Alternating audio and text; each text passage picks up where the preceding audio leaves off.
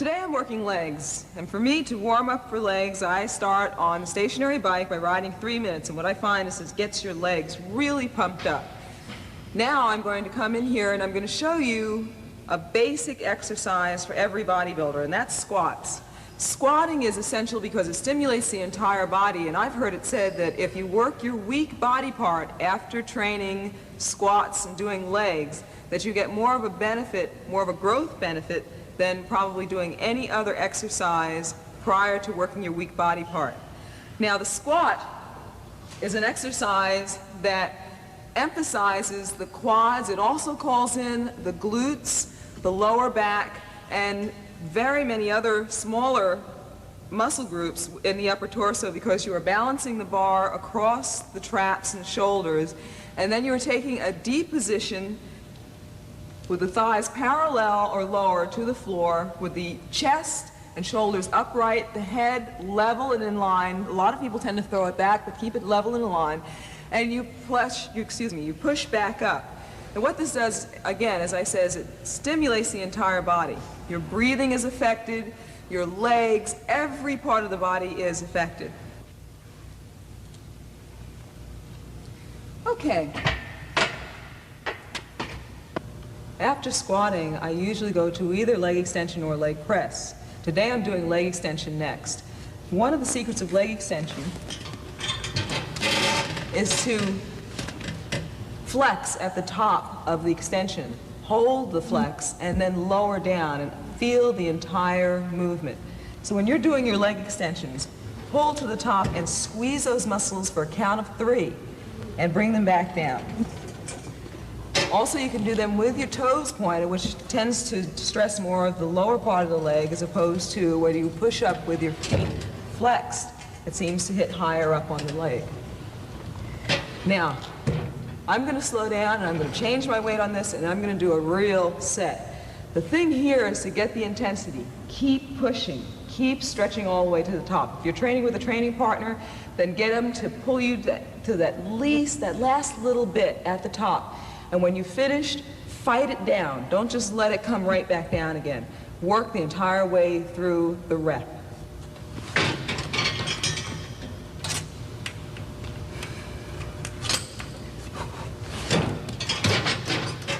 This is one exercise you really have to tie your mind into.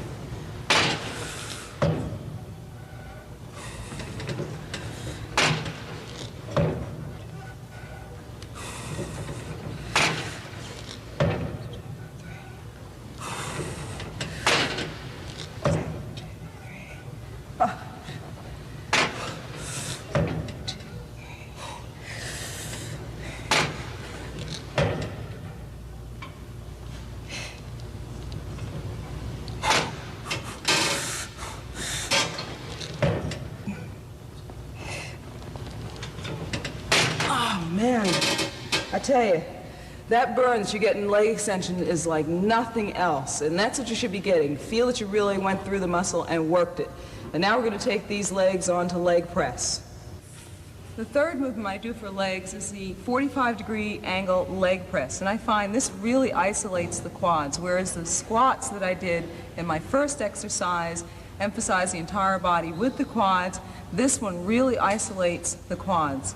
I've also found by changing the positioning of my feet, I can emphasize different areas of the inside of the thighs, the outside of the thighs, and even as far back as where the glutes tie in with the sartorius and the hamstrings. Now, your basic leg press position is the feet directly in line with the knees and the hips, or slightly wider. You're bringing it down into your chest so that you get the thighs right up against the body, and then the squeeze is out, but do not lock your knees. A lot of people will go and just snap right down into a lock. Keep the legs flexed the knees flexed to the top and the legs tight, so that you're really feeling like you're doing a quad shot at the very top of the movement. So you have down and press to the top, down and press to the top. You'll also notice that I control the down. I don't just let the weight flop in here and do all my work on the push out. I do it both ways, so I have continuous tension down and the tension on the way up. Now I can vary my foot position by turning the toes in, pushing the heels off, and coming down like this, and I find this really isolates down here when the toes are close in the hips, and as I move the toes out, I find that it moves further up right into that nice little curve at the bottom of the line up the quads. I also turn my toes out for the inside of the legs by doing a plie squat or press and coming in deep and emphasizing the sartorius muscle. It runs right up the inside of the thighs. And by lifting my heels up, I get the calves along with this and really emphasize the inside of the legs. Now when I go heavy, I come into the center with the feet close, keeping the knees together, and totally isolate the quads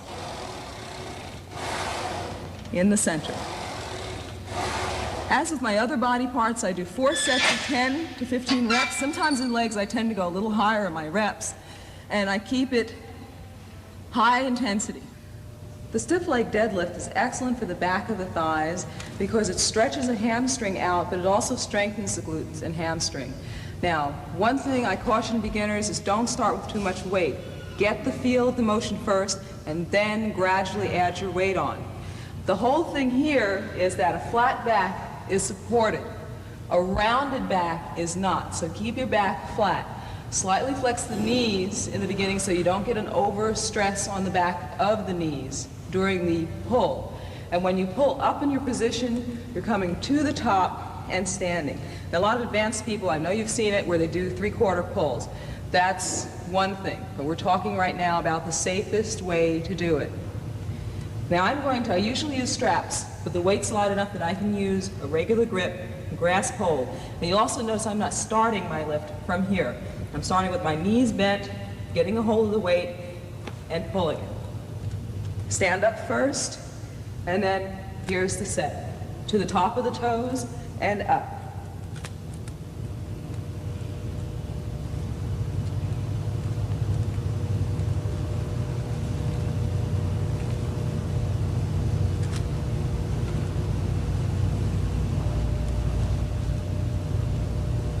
When you finish, make sure that you stretch all the way down.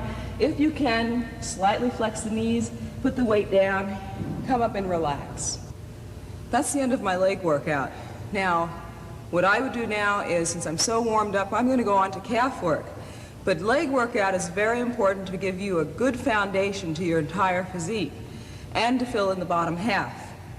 So don't forget to work hard on your legs. You can go for higher reps in the leg workout, but remember that everything should be done strictly, and be careful of your back. The calves are a very important part of the body. Now that you've got those great quads and those sweeping hamstrings, you have to develop the bottom of the leg. I've found through experimenting with different positions of the feet, such as turning your toes in, you hit the outside head of the calves. Keeping the toes straight ahead, you're working to lengthen and fill out both heads of the calves, and turning those toes out works that inside area of the calf so that from the front you get this beautiful shape to the calf. Now I'm going to do a set, and I'm going to demonstrate all 3 positions. Remember that you're pulling your heel. Get the feel that you're pulling the heel directly up and tucking it in under the calf for maximum contraction. And remember, it won't be effective without that contraction. You don't have to work calves real heavy, but I'd advise you to work as heavy as you can and still get a full range of motion, a full stretch and a full top contraction. Straight on, we're working for length, pushing deep down in and coming all the way to the top. And I want you to feel like you feel that squeeze at the top. Now I'm going to turn the toes inward for the outside. And I found that if you roll right over onto that toe, the little tiny toe on the outside, you'll see that contraction at the top, and hold that squeeze. Make sure that you're really squeezing the calves. You can do these each as individual sets. of 10 to 15 reps. Some people do 15 to 20 reps. Do whatever you feel will pump your calves up. And now I'm going to turn to the inside. Excuse me, to the outside. I'm working the inside head by turning the toes to the outside. Push off, and we'll do a few more reps, really squeezing the inside. Put your hands down and feel the contraction of the calf as you're doing this, and concentrate. Imagine your calves really growing, and it'll happen. That's what Arnold used to say. God, I wish Arnold was around the gym when I'm working my calves. Okay. Woo. They're burning. And now I'm going to go on to standing calf raise. This is another part of my calf exercises. I love the standing calf raise because they really work the tibia, this muscle down the front, and the full length of the calves from the back. I also find that they help to work the entire leg because you really have to squeeze to do these calf raises.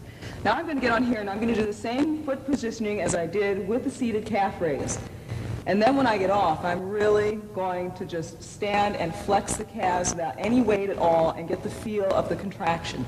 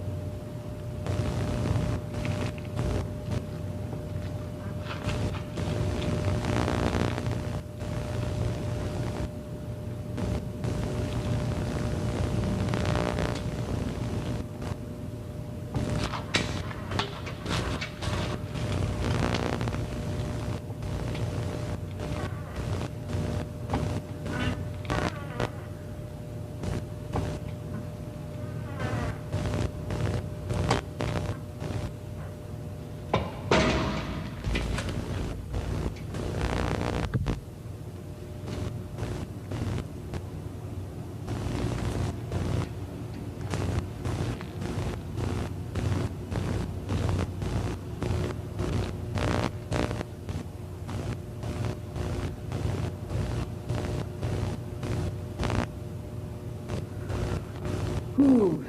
Okay, now we've gone through our entire leg workout and our calves. Calves, you'll see, are very important for the balance of the legs, that full, balanced look to your physique. Never leave your calves out. If you have really weak calves, work them before you work your legs. Give them priority. Otherwise, work them real hard at the end, and you'll be happy.